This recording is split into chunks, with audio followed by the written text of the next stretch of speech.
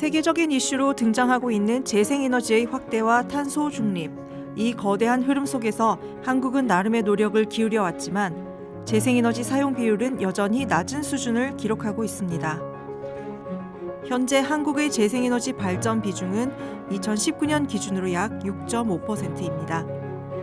재생에너지 비중이 40% 내외인 유럽 주요국에 비해서도 한참 뒤져 있고 미국이나 일본의 약 18%보다도 훨씬 저조합니다. 또한 세계 평균인 26.6%보다도 낮아서 한국은 재생에너지 부분에서 많이 뒤처져 있는 듯한 인상을 줍니다.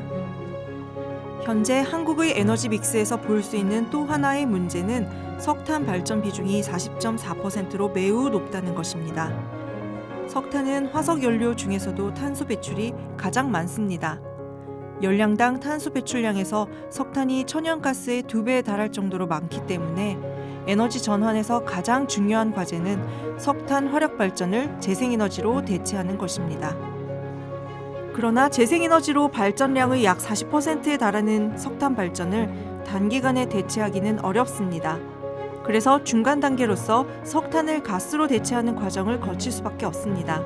물론 비용 면에서는 불리합니다. 천연가스 발전 단가는 석탄 발전 단가에 비해 약 40-50% 높습니다. 재생에너지 확대는 훨씬 더 어려운 과정을 요구합니다. 가장 큰 난관은 부지로 태양광과 풍력은 공통적으로 물리적으로 넓은 공간을 요구합니다. 미국산, 호주산 소고기가 한우에 비해 저렴한 것은 그 나라의 국토가 넓고 따라서 낮은 가격에 방목이 가능하기 때문입니다.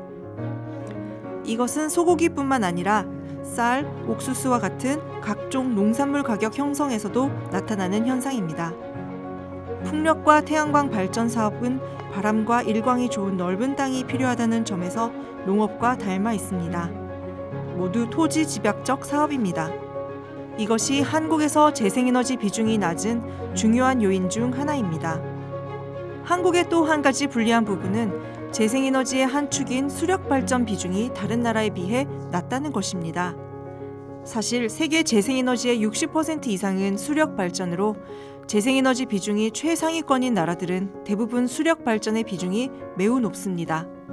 물론 독일과 영국처럼 일부 유럽 국가는 풍력, 태양광, 바이오에너지만으로 높은 재생에너지 비중을 이루기도 했으나 재생에너지 비중 상위 10개국은 대부분 압도적으로 높은 수력 발전량을 보입니다. 재생에너지 발전 비중이 세계 1위와 2위인 노르웨이와 브라질은 풍력과 태양광 때문이 아니라 지형의 선물인 수력 때문에 재생에너지 모범국이 되었습니다. 노르웨이는 전력의 90% 이상을 수력에서 얻고 있고 브라질도 수력이 60% 이상의 비중을 보입니다. 중국의 수력 비중도 17.6%, 일본도 8.5% 수준으로 한국의 1.1%와는 현격한 차이를 보이고 있습니다. 수력 발전은 지형 조건의 영향이 절대적입니다. 따라서 정부와 기업의 노력으로 확대할 수 있는 에너지원이 아닙니다. 국제에너지기구는 수력 비중의 증가는 2040년까지 미미할 것으로 보고 있습니다. 이미 수력 발전소는 세워질 곳에 다 세워졌다는 것이죠. 이런 면에서 재생에너지 확대 경쟁은 출발점 자체가 다른 상황입니다. 이런 여건을 고려하면 한국의 낮은 재생에너지 비중은 환경적 여건상 자연스러운 것일 수 있습니다.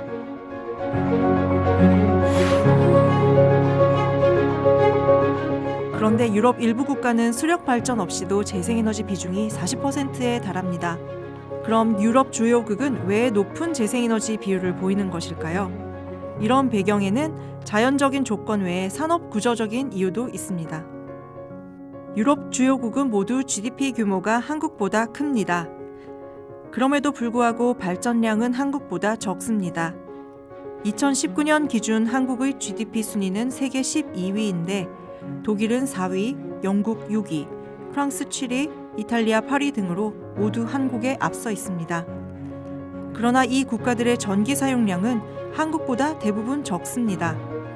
유럽에서 제조업이 가장 발달한 독일만 한국보다 많은 발전량을 기록했을 뿐입니다. 이탈리아와 스페인은 한국의 절반 수준에 불과합니다. 이들 국가가 한국보다 에너지를 덜 쓰는 산업 구조를 가졌기 때문입니다. 2019년 한국의 산업에서 제조업 비중은 28.4%로 유럽연합의 16.4%보다 높습니다. 단순히 제조업 비중이 높을 뿐만 아니라 제조업 중에서도 전력 소비가 큰 철강, 자동차, 조선, 석유화학 등 중공업의 비중이 높습니다. 따라서 급격한 에너지 전환은 산업계의 부담으로 작용하고 경쟁력을 약화시킬 우려가 있습니다.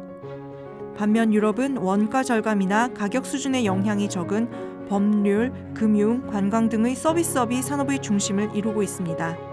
또한 낮은 가격으로 경쟁하는 생필품보다는 고급 브랜드의 명품 사업이 발달하여 전기 요금이 경쟁력의 주된 요소가 아닌 면도 있습니다.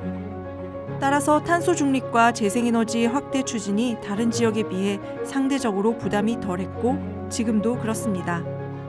탄소 국경세 등 탄소 배출량을 기준으로 국제적인 규제와 제도를 도입할 때도 가장 유리한 입장에 있습니다.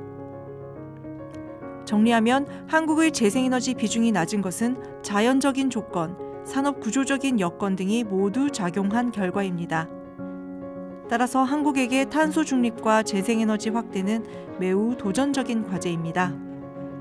다음 시간에는 이러한 한국의 상황에서 어떻게 재생에너지를 확대해 가야 하는지 살펴보겠습니다.